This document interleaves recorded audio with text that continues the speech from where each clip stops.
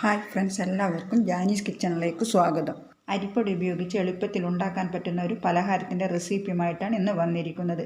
വളരെ കുറഞ്ഞ ചേരുവകൾ ഉപയോഗിച്ച് എളുപ്പത്തിൽ ഉണ്ടാക്കുന്ന ഈ ഒരു പലഹാരം കുട്ടികൾക്കെല്ലാം ഒരുപാട് ഇഷ്ടമാകുന്നതാണ്. ഇതിൻ്റെ ടെക്സ്ചർ എന്ന് പറയുന്നത് പുറമേ നല്ല ക്രിസ്പിയും ഉള്ളിലൊരൽപ്പം സോഫ്റ്റുമായിരിക്കും. ഇനി നമുക്കിതെങ്ങനെ തയ്യാറാക്കുന്നതെന്ന് നോക്കാം. അതിനു വേണ്ടിയിട്ട് ഞാനിവിടെ ഒരു പാൻ അടുപ്പത്ത് വെച്ചിട്ടുണ്ട്. ഇനി ഇതിലോട്ടേക്ക് 2 കപ്പ് വെള്ളമാണ് ഒഴിച്ചു കൊടുക്കുന്നത്. എൻ്റെ ഒരു കപ്പ് എന്ന് പറഞ്ഞാൽ 250 ml ആണ്. ഇനി ഇതിലേക്ക് ആവശ്യത്തിനുള്ള ഉപ്പ് ചേർത്ത് കൊടുക്കാം. ഇനി ഇതിലേക്ക് ചേർത്ത് കൊടുക്കുന്നത് മുളക് പൊടിയാണ്. ഏകദേശം 1/2 ടീസ്പൂണോളം മുളക് പൊടിയാണ് ചേർത്ത് കൊടുത്തിട്ടുള്ളത്. എരിവിന് പാകമായിട്ട് മാത്രം ചേർത്ത് കൊടുത്താൽ മതി. ഇനി ഇത് നല്ലതുപോലെ ഇളക്കി യോജിപ്പിച്ച് കൊടുക്കുക. എന്നിട്ട് ആ വെള്ളം ഒന്ന് തിളച്ച് വരണം. വെള്ളം തിളച്ച് വന്നതിന് ശേഷമാണ് നമ്മൾ അരിപ്പൊടി ഇടാൻ പോകുന്നത്. നിങ്ങൾക്ക് മുളക് പൊടിക്ക് പകരമായിട്ട് വറ്റൽമുളക് ചതച്ചതും ഉപയോഗിക്കാം.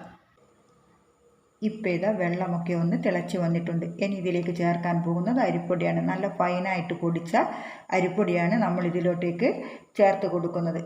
വറുത്തതോ വറക്കാത്തതോ ആയ അരിപ്പൊടി ഉപയോഗിക്കാം. 2 കപ്പ് വെള്ളത്തിന് 1 കപ്പ് അരിപ്പൊടിയാണ് നമ്മൾക്ക് ആവശ്യമായിട്ടുള്ളത്. ഇനി ഫ്ലെയിം ലോയിലോട്ട് മാറ്റിയതിന് ശേഷം ഇത് നല്ലതുപോലെ ഇളക്കി യോജിപ്പിച്ച് കൊടുക്കുക. തുടരെ ഇളക്കി കൊടുക്കുവാൻ മറക്കരുത്. ഇത് എളുപ്പത്തിൽ തന്നെ നമുക്ക് റെഡിയായി കിട്ടും. കുറച്ച് സമയം കഴിയുമ്പോൾ തന്നെ ഇതുപോലെ പാനിൽ നിന്നൊക്കെ നല്ല പോലെ റിലീസായിട്ട് വരും. ഇതുവരെയാണ് നമ്മൾ കുക്ക് ചെയ്തെടുക്കേണ്ടത്. ഇതിവിടെ റെഡിയായിട്ടുണ്ട്. ഇനി നമുക്കിതൊരു പാത്രത്തിലോട്ട് മാറ്റി വെക്കാം. ഇനി ഇതിൻ്റെ ചൂട് ചെറുതായിട്ടൊന്ന് തണിയണം. ചെറുതായിട്ട് തണിഞ്ഞതിന് ശേഷമാണ് ബാക്കിയുള്ള ഇൻഗ്രീഡിയൻസ് ചേർക്കാൻ പോകുന്നത്. ഇപ്പോൾ നമുക്ക് കൈകൊണ്ട് തൊടാനുള്ള പാകത്തിന് നമ്മുടെ കൂട്ട് റെഡിയായിട്ടുണ്ട്. ഇനി ഇതിലോട്ട് ചേർക്കാൻ പോകുന്നത് അത്യാവശ്യം വലിപ്പമുള്ള ഒരു ഉരുളക്കിഴങ്ങൊന്ന് പുഴുങ്ങിയിട്ട് പൊടിച്ചെടുത്തിട്ടുണ്ട്. അതാണ് ചേർത്ത് കൊടുക്കുന്നത്. പിന്നെ ഇതിലേക്ക് ചേർക്കുന്നത് ഒരു മീഡിയം സൈസുള്ള സവാള ചെറുതായിട്ട് അരിഞ്ഞതാണ്. സവാള അരിയുമ്പോൾ അത്യാവശ്യം ചെറുതായിട്ട് തന്നെ അരിയാൻ വേണ്ടി ശ്രദ്ധിക്കുക.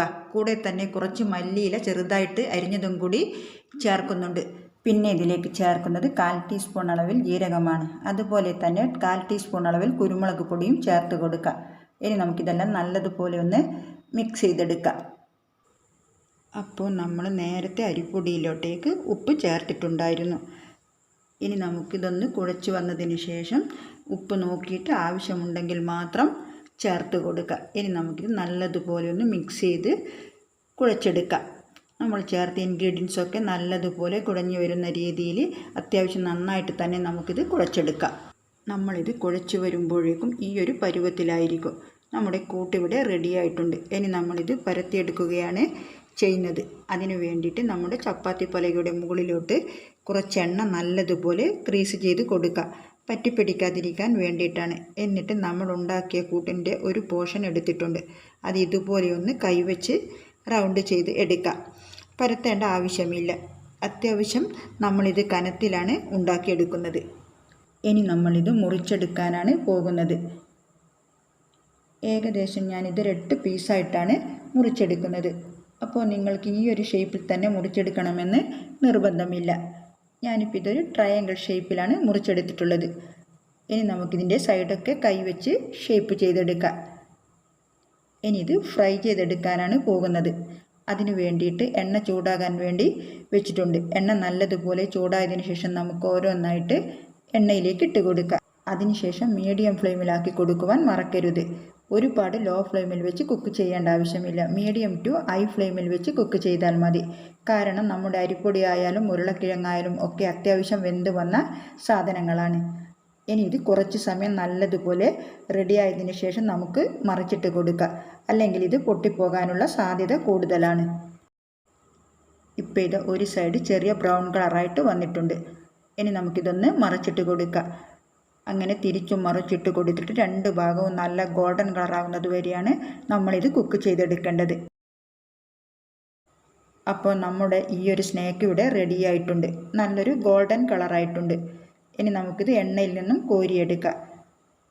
വളരെ ടേസ്റ്റി ആയിട്ടുള്ള അരിപ്പൊടി ഉപയോഗിച്ചുള്ള നമ്മുടെ സ്നാക്ക് ഇവിടെ റെഡിയായിട്ടുണ്ട്. കുട്ടികളുടെ സ്നാക്ക് ബോക്സിൽ കൊടുക്കാനും അതേപോലെ തന്നെ 4 മണി പലഹാരമായിട്ട് ഉപയോഗിക്കാനും പറ്റിയൊരു റെസിപ്പിയാണ്. ഇതെല്ലാവരും ട്രൈ ചെയ്ത് നോക്കിയിട്ട് ഇഷ്ടമായ ലൈക്ക് ചെയ്യുക. പിന്നെ നമ്മുടെ ചാനൽ മറക്കാതെ ഒന്ന് സബ്സ്ക്രൈബ് ചെയ്യുക. ഈ സ്നേക്കിൻ്റെ പുറം ഭാഗം നല്ല ക്രിസ്പിയും ഉൾഭാഗം അത്യാവശ്യം സോഫ്റ്റുമാണ്. ഇനി നമുക്ക് അടുത്ത റെസിപ്പിയുമായിട്ട് വീണ്ടും കാണാം.